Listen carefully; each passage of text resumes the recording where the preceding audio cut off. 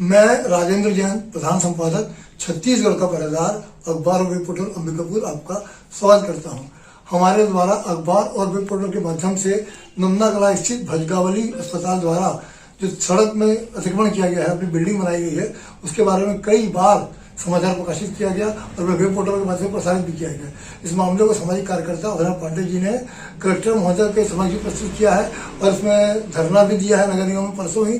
और एक नई जानकारी मिली है जो बहुत ही इस मामले को खुलासा करने वाली है कि नगर निगम द्वारा खुद इनको लिख के दिया गया है कि नियमितीकरण नहीं किया सकता। लेकिन बहुत विडम्बना और मतलब की बात है कि नगर निगम के अधिकारी द्वारा ही कलेक्टर साहब को, एसडीएम साहब को, अंबिकापुर के अनुरागी अधिकारी राजस्व को नियमितीकरण के लिए जो प्रकरण की सूची भेजी गई है उसमें भजगावली का प्रकरण भेजा गया है, जो कि बहुत ही बड़ा भ्रष्टाचार का मामला है। इस मामले में क्या कहेंगे श्री अभिनव पांडे जी? देखिए, मामला मैं शुरू से बता रहा हूं कि निगम प्रशासन जो है वो हमारे लिए, आपके लिए तो ये लोग निगम प्रशासन, लोक सेवक, और लोक सेवक क्या, ये लोक मालिक हैं और हिटलर शाही तानाशाही इनका चल रहा है। वर्तमान भूतकाल के हिटलर हैं और वर्तमान के जो किम जोंग हैं उत्तर कोरिया के, अपने आप को वो समझते हैं किसके लिए? आम जनता के लिए। लेकिन इनकी असलियत ये है कि ये माफियाओं के कदमों के नीचे रहते हैं और उनके इशारे पर फर्जीवाड़ा करते हैं। जो अंबिकापुर नगर पालिक निगम में के अंदर किरण भजगावली का भवन है, वो भवन पूरी तरह से अवैध निर्माण था। चलिए, बहुत बार बता चुके, उस बात को बार बार बताने की जरूरत नहीं है। और मैं शुरू से बताते आ रहा हूं कि निगम की साजिश इसमें है। जब दिया तब से लेके निर्माण तक में तो साजिश और संरक्षण था ही इनका। जब निगम के आयुक्त महोदय ने उसे अवैध पाते हुए कि सड़क पर 3 तरफ अतिक्रमण करके निर्माण किया है, इसको तोड़ने का आदेश किया 15 दिन के अंदर, तो निगम के जो आयुक्त के नीचे के कर्मचारी लोग हैं और उसके बाद जो अभी तक कर्मचारी आयुक्त आते गए, ये सभी लोग किरण भजगावली के अवैध प्रभाव में आकर, या कहिए रिश्वतखोरी के दम पर पैसा लेकर के खुद से साजिश रचना शुरू कर दिए।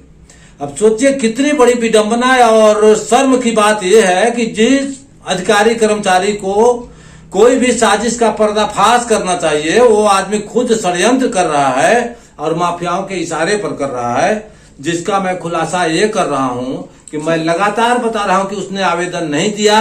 ये लोग साजिश के तहत ये दिखाना शुरू कर दिए कि किरण भजगावली ने एक नियमित अनधिकृत विकास नियमितीकरण का आवेदन दिया है, जिस कारण उस आदेश का पालन नहीं हो रहा है। सर, वो आवेदन दिखाएंगे जिसमें लिखा कि नगर निगम ने किनके नियमितीकरण नहीं किया सकता है? जी, वो भी मैं बता रहा हूँ, उसी पर आ रहा हूँ।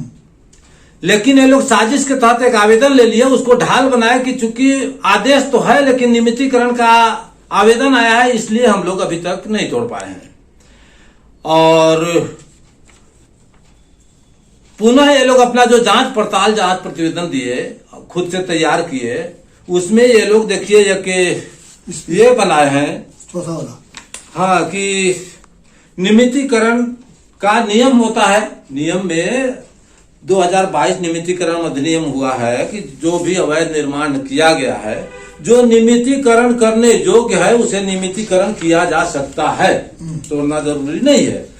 तो उसके लिए देखिए नगर पालिक निगम का आदेश, स्पष्ट आदेश है, जो जांच है इनका, और इस जांच में ये नियम का हवाला दिए हैं नियमितीकरण के लिए कि 6ग अनाधिकृत विकास नियमितीकरण विधेयक 2022 की संशोधित धारा की उपधारा 1 के नवीन खंड 4 घ के अनुसार 6ग विकास निगम 1984 के नियम 39 में निर्धारित प्रावधान अनुसार मार्ग की चौड़ाई उपलब्ध नहीं होने के कारण स्थल पर विद्यमान गतिविधियों में किसी प्रकार का लोकहित प्रभावित न होने की स्थिति में ही नियमितीकरण किया जा सकता है। यह स्पष्ट प्रावधान है जी, जिस पर इन्होंने टिप लिखा है जांच करके कि स्थल पर स्वीकृत मानचित्र के अनुसार दक्षिण दिशा में 12 मीटर था प्रस्तावित, उत्तर में 6.5 मीटर मार्ग प्रस्तावित कर स्वीकृत किया गया था। नियमितीकरण अधिनियम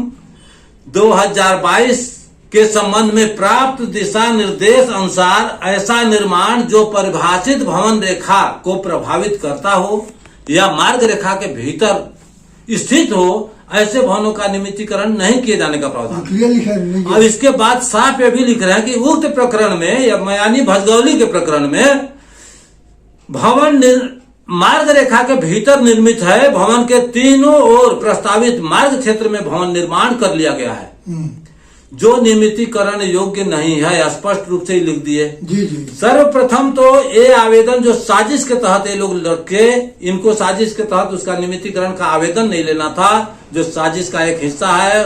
शपथ पत्र नहीं है, फर्जी शपथ पत्र को स्वीकार किए। ये लोग तो साजिश रचे ही रचे। अब अपने आदेश के साथ तो छल किए ही, लेकिन अब जिला प्रशासन के साथ ये लोग धोखा कर रहे हैं। जो देखिए इनका ये है, और ये कैसे फर्जीवाड़ा किए थे ये मुझे ये बताए कि हमने जिला कलेक्टर महोदय को दिया है और वो नियमितीकरण का जांच करेंगे, इसके बाद जैसा होगा करेंगे। तो सबसे पहला प्रश्न उठता है कि ये आवेदन जब फर्जी था तो अब फर्जी आवेदन का हिम्मत आपको कैसे हुआ कि कलेक्टर साहब के पास प्रस्तुत करेंगे।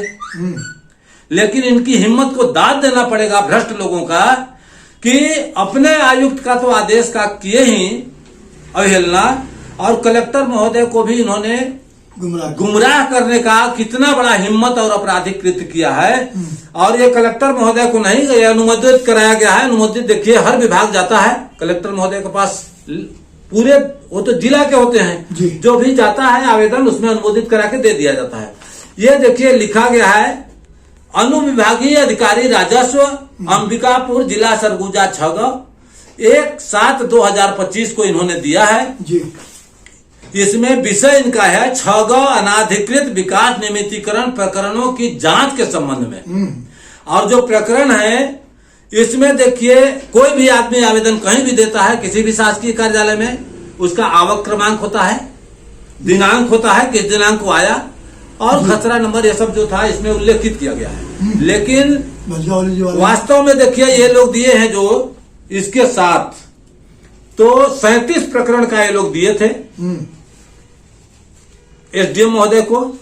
और एसडीएम के पास जो दिए हैं पहला पन्ना था, ये दूसरा पन्ना है। आप इसमें देखिएगा स्पष्ट रूप से कि ये है आवेदक लोग, और ये इनका पत्र क्रमांक और दिनांक है। पत्र क्रमांक कितना में आवेदन आया था वो दिनांक है। उसके आगे आइए तीसरा पन्ना में 37 तक है। और ये 34 नंबर पर आप आइए, 34 नंबर में है किरण भजगौली। किरण भजगौली में कहीं भी आपको आदेश क्रमांक और आवक क्रमांक या दिनांक नहीं दिखेगा जी। जिस बात को मैं शुरू से बोल रहा हूं कि आवेदन एक बैक डेट में क्या बिना डेट का लिए हैं, उस आवेदन में दिनांक भी नहीं है जी।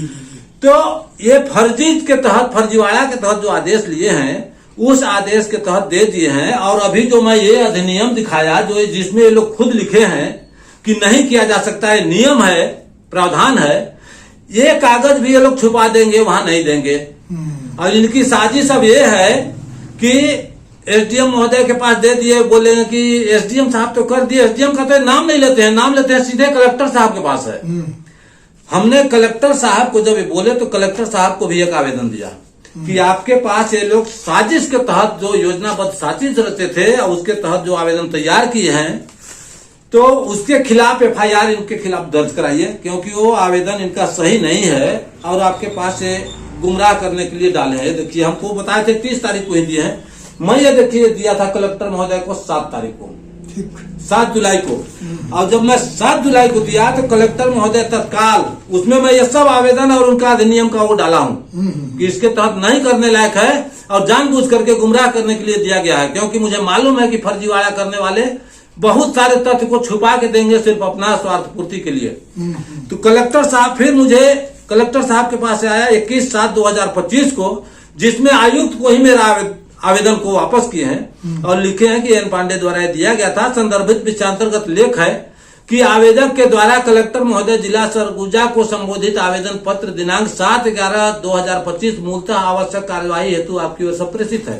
तो उस पर अभी तक कोई कार्रवाई नहीं, न कार्रवाई हुआ न उसका नाम ले रहे हैं। तो नाम कहाँ से लेंगे? लोग खुद फर्जीवाड़ा है और अपराधी तो यही लोग हैं। तो ये लोग बताइए जो लोक सेवक हैं हम लोगों के लिए, और ये अपने पदीय दायित्व को छोड़ के किरण भजगौली जैसे माफियाओं का गुलामी कर रहे हैं और नियम और कानून और अधिकारी क्या किरण भजगौली के जूते के नोक के नीचे रहते हैं?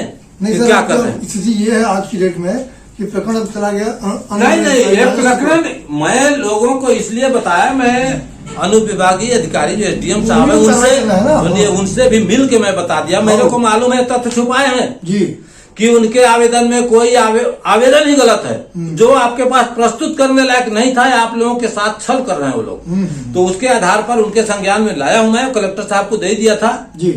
तो मैं तो ये आशा करूंगा कि ये जो फर्जीवाड़ा करने वाले हैं निगम प्रशासन के अधिकारी, इनके खिलाफ एफआईआर करके इन्हें जेल भेजा जाए। जी जी जी। वरना मैं तो कोर्ट तो जाऊंगा ही जाऊंगा। ये नियमितीकरण कराने के उद्देश्य से लोग पैसा ले करके और फर्जी दस्तावेज को छुपा आपको के दस्तावेज देख के लग रहा है कि नियमितीकरण नहीं हो पाएगा भजगौली का, अब उनकी कार्रवाई करें। लेकिन ये इनका प्रयास है कि हम नियमितीकरण वो तो भाई पैसा लिया, आप भी समझ रहे हैं, मैं भी समझ रहा हूँ, जी। लेकिन इसमें कार्रवाई एसडीओ साहब को करना है, देखना क्या कार्रवाई होती है। धन्यवाद सर। धन्यवाद।